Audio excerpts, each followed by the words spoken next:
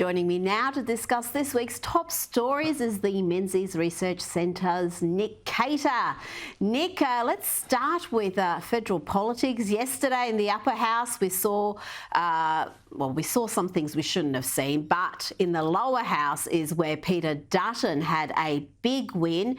The Labor government accepted all 6 of his amendments. That was great to see because these amendments are all sensible. But in the upper house, we did see, shamefully, Liberal Senator Alex Antique's efforts to have a bill on the medical transitioning of children. That bill was blocked from being referred to a Senate hearing by Labor and the Greens and a number of small L bedwetting Liberals. I'm really shocked, Nick, that you've got Liberals who are voting against a request to refer this matter to a Senate hearing so both sides can argue their case. It's mystifying, isn't it, Rita? On the same day, of course, that Labor, under a lot of pressure and with considerable guidance from Peter Dutton, managed to pull the right rein for once on immigration. I think both sides of Parliament should know that when the Greens are squealing, when the Greens are screeching and carrying on, you're in the right spot. You're in your right spot. And I just think this is... Look, I just don't get it. I'm not going to try and explain why Liberals as well as Labor members didn't support Alex Antique with this eminently sensible common sense bill. But, transgender derangement syndrome runs deep, I think. Well, on Labor's backflip, though, for this emergency legislation in response to last week's High Court decision, a decision that is now seeing, Nick, rapists and murderers released from detention.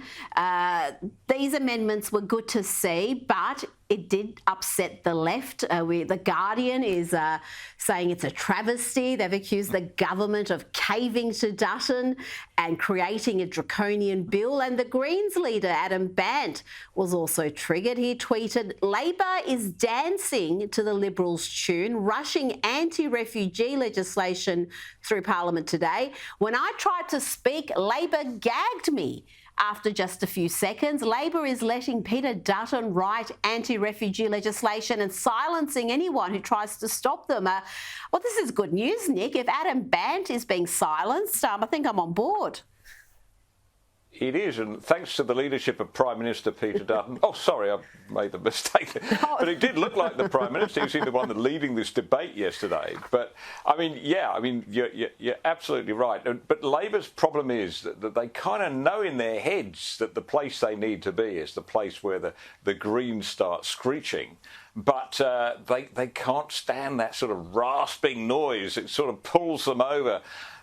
This is the real challenge for Anthony Albanese if he ever comes back to Australia, to recognise that the only way of rescuing this government's prospects is to get with Middle Australia. He went on this adventure into identity politics, which has just divided the nation and just come up with an empty, and nothing with the voice. He should learn his lesson from that. He needs to get back in the centre on immigration in particular. This man was a minister during the Rudd-Gillard years. He should know how important Nick. This stuff is, but he just does not seem to have learned. You say you should get back in the centre, but we forget Anthony Albanese is from Labor's socialist left faction. That's where he has been his entire adult life. His political career has been at that end of the political spectrum. Yes, he did pretend to be a moderate before the election, and he certainly fooled a few people, but I think his natural ideology leans that way. So this must feel very odd for him to try to move towards the centre. Now, talking about socialists, the Mulgrave by-election will take place tomorrow to find a replacement for former Premier Dan Andrews. It's looking like a tight contest between Labor, the Liberals, and a prominent independent candidate in Cook. To be honest with you, Nick, I don't know how tight it's going to be. There's every chance that the Libs may come in third in this seat, Nick. Which is not a good result for the Libs, because this is the sort of seat they do need to win. if you look at the profile of Mulgrave, if that seat was in Western Sydney, it would be a coalition seat, a Liberal seat by now. Because, just as the Liberals have lost ground in those inner city, tealy-greeny sort of seats, Labor should be losing ground in seats like Mulgrave. So the Liberal Party's got to really focus on this, and if they don't score a good result tomorrow, then I think they've really got to think hard about their future. And they've got to think hard about their current leadership. Now to Sydney, and a Labor councillor from Bondi's Waverley Council has stepped down from the board of a Jewish preschool after her Hamas-supporting X account was revealed, X formerly Twitter. Michelle Gray retweeted comments including, "The criminals here are not Hamas, it is the West, and the US Republicans were easily more radical than Hamas." Oh my goodness. The Bondi ward she serves is one that's heavily populated with Jewish constituents, and she herself converted in 2021, Nick. So, but the parents of this Jewish preschool have found this secret Twitter X account, and understandably they're not happy. Yeah, look, this just shows, how desperate we are to have some moral clarity on this issue, and even a member of the Jewish community is so confused about Hamas. The Republicans more extreme than Hamas.